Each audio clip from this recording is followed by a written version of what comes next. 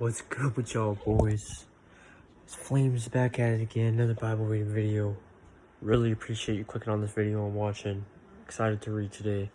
If you're watching this, like I said, appreciate the fact that you're watching. I love you.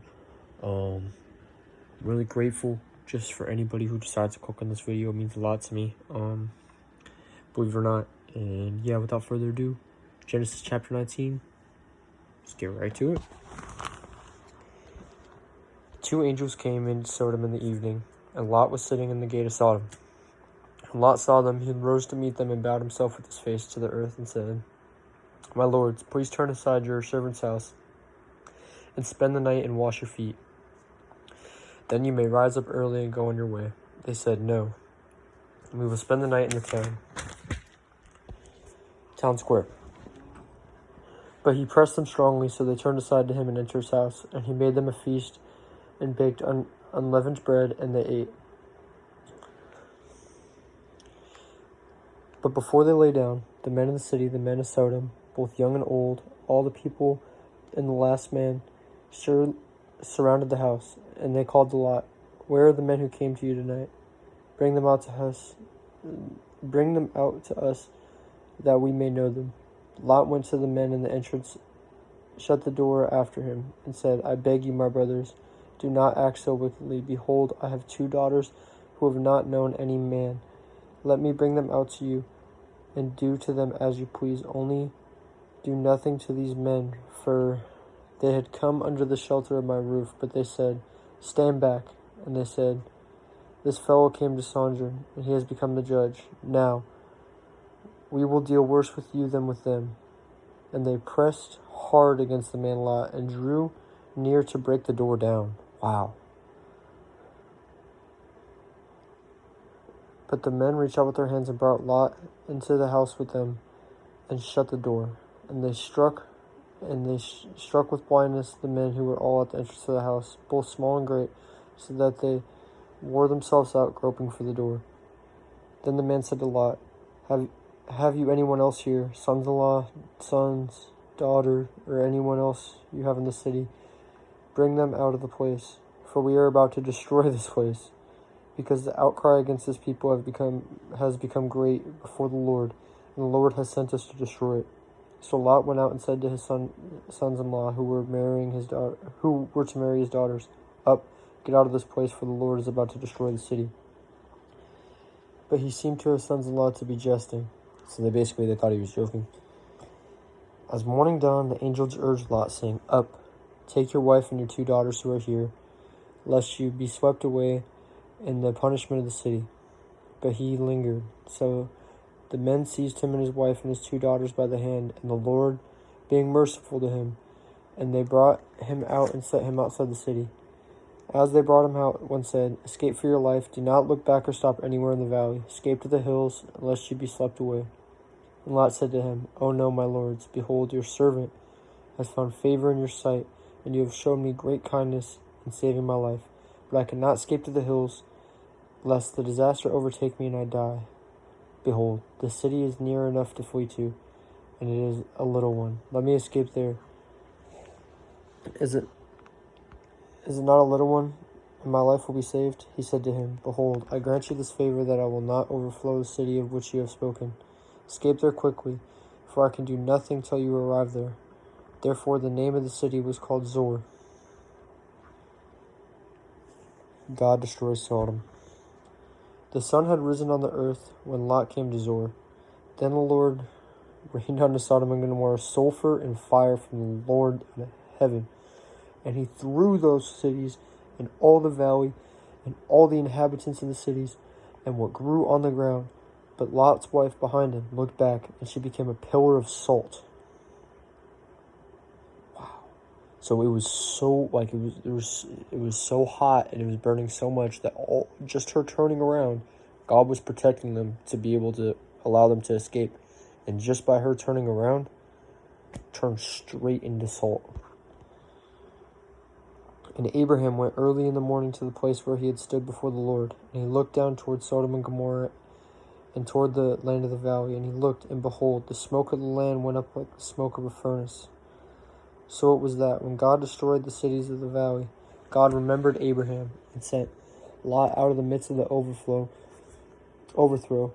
when he overthrew the cities in which Lot had lived, Lot and his daughters. Now Lot went up out of Zoar and lived in the hills with his 2 daughters, for he was afraid to live in Zoar. So he lived in a cave with his 2 daughters. And the firstborn said to the younger, Our father is old, and there is not a man on earth to come in after us in the manner of all the earth. Come, let us make our father drink wine, and we will lie with him, that we may preserve offspring from our father. So basically, they got their father drunk and raped him. Is basically what happened. I'm just say how it is.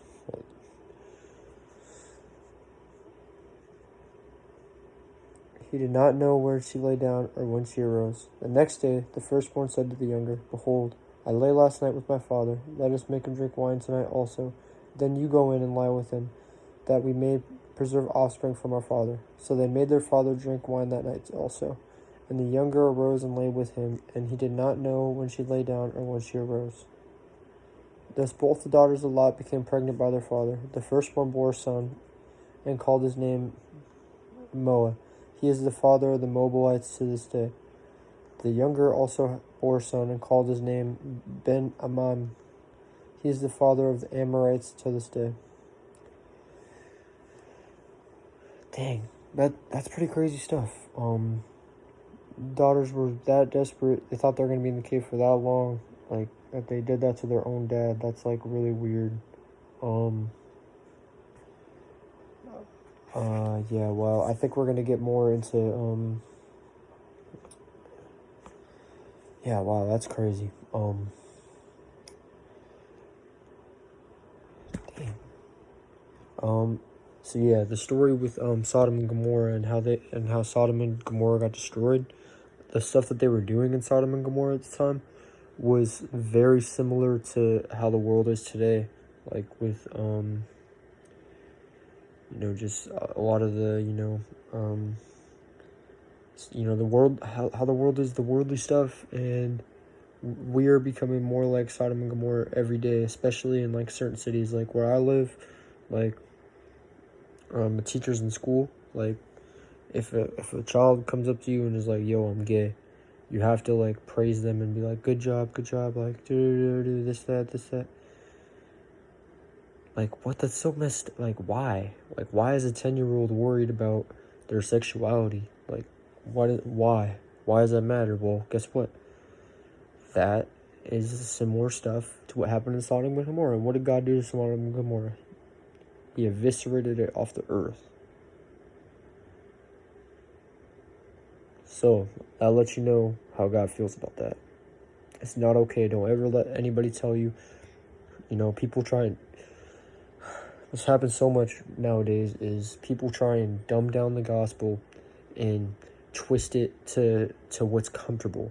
It's a very uncomfortable book. If you really read this book and you really are sitting there and trying to, discern it, and really, it's scary, bro. Like, that's why, like, a lot of the times, like, I'm gonna be honest, like, sometimes maybe I'm not consciously, but I think subconsciously the reason I had problems maybe reading my Bible was because I knew that when I read my Bible, it's going to make me look like it's going to hurt, my pride. And that's not good. I shouldn't be prideful. Pride is a sin. But, maybe that's the reason why, it took me making these videos, to be able to pick up my Bible. Because I know the truth about this book, and everything in this book is 100% true. It's the most historically accurate book. There's no book in history that is more documented than this book, and it's very powerful stuff, and it says a lot of things that people don't want to hear. Everything that is our world and everything that is our reality, it's all perception. It's not what is right and what is wrong. It is what our perception is based on our peers. Like, for instance, like, how do I put, like, this is like a really weird example, but like, my dad told me, I remember one time my dad saw me wearing some Champion when I was like 14. He was like, yo, son, like, if I wore that when I was a kid, like, if I wore that when I was a kid, I would get picked on. People would call me, like, why are you going to school wearing that? I had some Champion sweats on. I was like, man, I don't care. I don't care what nobody has to think. Now, why is that important? That is important because how we act and how we present ourselves is, we do it based on what we think other people are going to think or what other people think about us. When in reality, the only person whose opinion matters is God. And the best way to learn from God is to read this book. And yeah. So we got to be very careful in like normalizing certain things in our life. Like, just because everybody, you know, tells us that something is okay, or tells you that's okay to do something, or that's cool to do something, or everybody does it, or, but you got to think, like, even now the world is not the same place it was 10 years ago. The world is not the same place it was 20 years ago. The world is not the same place it was 30 years ago, and it's only going to get worse from here. It's only going to get worse from here. It's not going to get better. It's going to get weirder and weirder. People are going to get weirder and weirder, and more stuff that is not okay and is not biblically okay is going to become more and more accepted, because that's what Satan wants, and that's what God is going to allow, and he's going to come back, and he's going to come for his people. But however, we got to understand that not everything is for you, and as a Christian, as a Jesus follower, you got to understand everything is not for you. Everything that you see your friends doing is not for you. You got to understand what is for you is God. So, reject the world and accept God. Don't be like the people of Sodom and Gomorrah. That's all I have to say. Really appreciate you for watching this video. I love all y'all. Means the world to me, whoever watches this. Like I said, it's greatly appreciated. But tomorrow we're going to be reading chapter 20. Chapter 20 doesn't look to be super long, and then I'm also going to be doing the 10 chapters recap tomorrow. I don't have work, so I got time. And yeah, really appreciate y'all. See y'all boys tomorrow. Peace.